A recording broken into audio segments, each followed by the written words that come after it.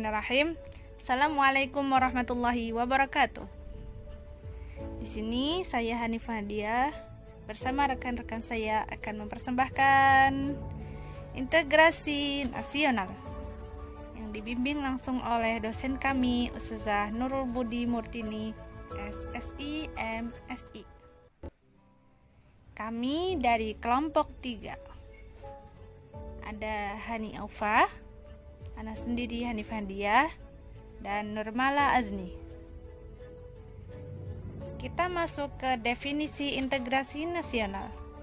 Integrasi nasional adalah suatu upaya untuk mempersatukan atau menggabungkan berbagai perbedaan pada kelompok budaya atau sosial di dalam suatu wilayah, sehingga membentuk suatu kesatuan yang harmonis di dalam NKRI dengan semboyan Bhinneka Tunggal Ika.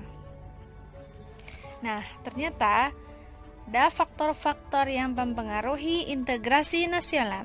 Yang pertama, faktor pendorong. Yang kedua, faktor pendukung. Yang ketiga, faktor penghambat. Kita masuk ke subbagian yang pertama, yaitu faktor pendorong.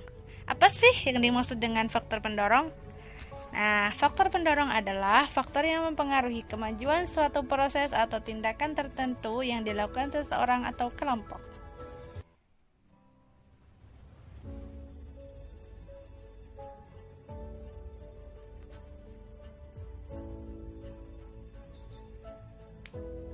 Nih,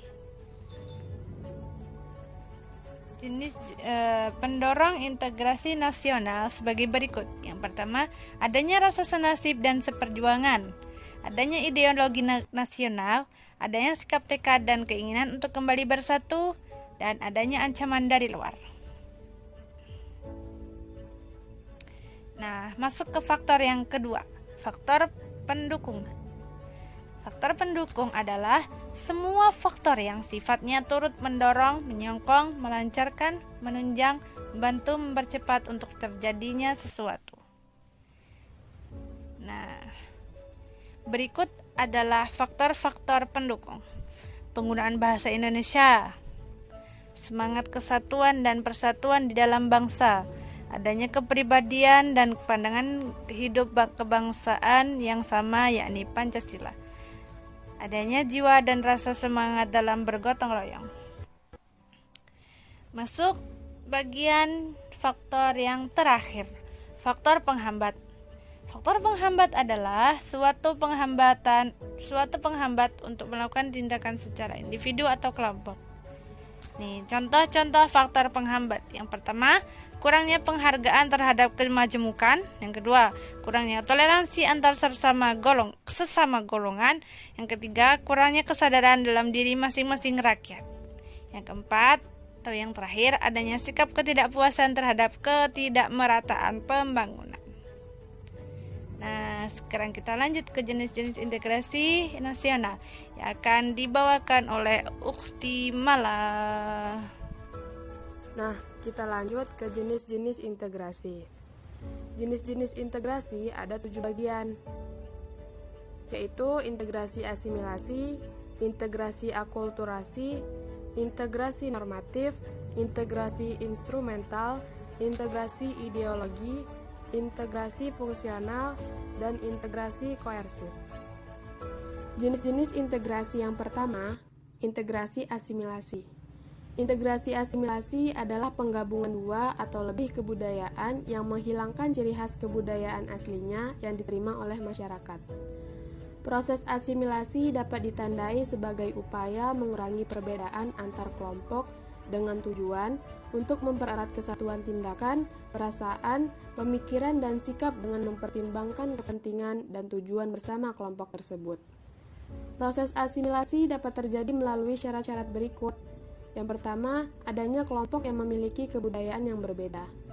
Terjadi hubungan yang intensif dan konsisten antar masing-masing individu dan kelompok dalam waktu yang cukup lama. Masing-masing kebudayaan tiap kelompok tersebut dapat menyesuaikan dan berubah satu sama lain.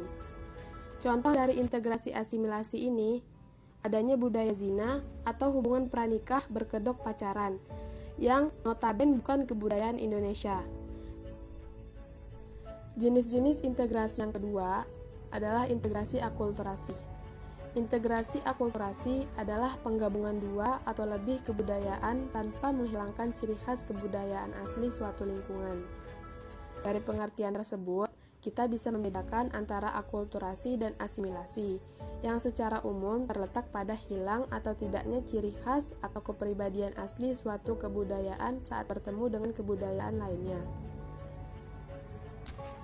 Pada dasarnya, pengertian akulturasi merupakan perpaduan budaya yang berlanjut hingga menghasilkan budaya baru. Tentunya dengan tidak menghilangkan unsur asli budaya itu. Contohnya, seperti proses pencampuran kedua budaya, bahkan bisa lebih yang bertemu dalam waktu yang cukup lama yang menyebabkan saling mempengaruhi satu dengan yang lainnya. Akulturasi dapat terjadi dengan melalui kontak budaya dalam bentuk yang bermacam-macam. Di antaranya, satu, kontak sosial yang terjadi pada seluruh lapisan masyarakat atau sebagian masyarakat, bahkan di antara individu atau dua masyarakat. Yang kedua, kontak budaya yang berada di dalam situasi bersahabat maupun bermusuhan.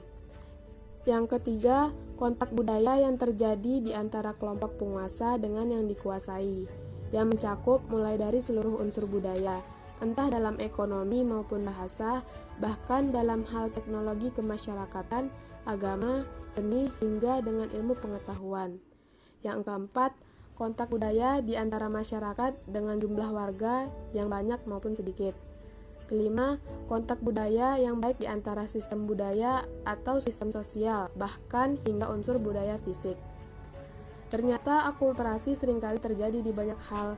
Berikut contoh-contoh akulturasi yang terjadi di Indonesia, yaitu seni bangunan, seni tarian, seni berpakaian, adat kebiasaan, makam, seni rupa, aksara dan sastra, sistem kalender, seni musik dan tari, sistem pemerintahan, bahasa, religi atau kepercayaan, organisasi sosial kemasyarakatan, dan peralatan hidup.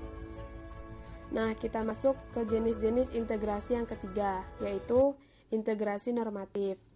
Integrasi normatif terjadi karena keberadaan norma-norma yang berlaku dan mempersatukan masyarakat, sehingga integrasi lebih mudah dibentuk. Integrasi normatif adalah integrasi yang terjadi akibat adanya norma-norma yang berlaku di masyarakat. Di Indonesia memiliki 17.508 pulau, 619 suku, dan 6 agama yang diakui, dan berjuta-juta budaya yang terbentang dari Sabang sampai Merauke. Hal ini menyebabkan Indonesia sebagai negara biodiversity. Akan tetapi, banyaknya budaya, suku, dan agama terkadang dapat menimbulkan konflik sosial. Contohnya kasus Ahok.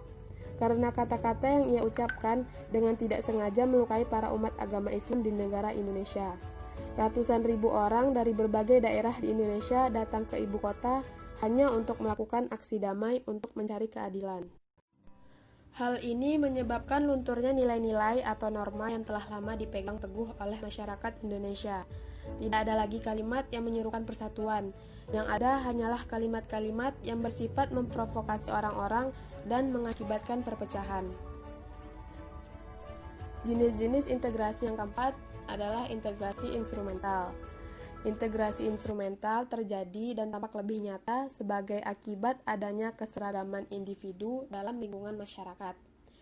Integrasi instrumental ialah merupakan integrasi yang nampak terbentuk dari ikatan-ikatan sosial yang mengikat di antara individu-individu di dalam masyarakat. Adapun ciri-cirinya sebagai berikut, yaitu adanya norma atau kepentingan tertentu sebagai pengikat atau instrumen, adanya keseragaman aktivitas keseharian, adanya keseragaman pakaian, dan adanya tujuan tertentu yang disesuaikan dengan kepentingan kelompok. Jenis-jenis integrasi selanjutnya akan dibawakan oleh Alfa.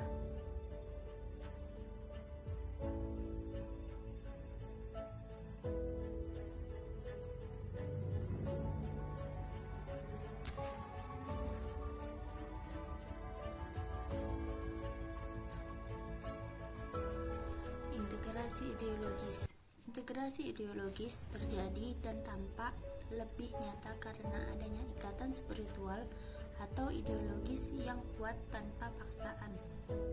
Selanjutnya, integrasi fungsional. Integrasi fungsional terjadi karena adanya berbagai fungsi tertentu dari semua pihak dalam masyarakat. Yang terakhir, integrasi koersif. Integrasi koersif terjadi karena adanya pengaruh dari penguasa dan bersifat paksaan. Sejarah integrasi nasional. Modal awal integrasi nasional adalah ketika adanya rasa senasib dan sepenanggungan yang dimiliki oleh bangsa Indonesia sejak dahulu kala.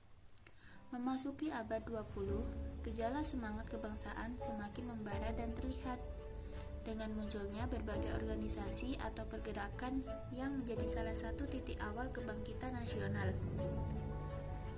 Dan melalui peristiwa Sumpah Pemuda pada tanggal 28 Oktober 1928, para pemuda menunjukkan segala peran serta dalam pembentukan integrasi nasional.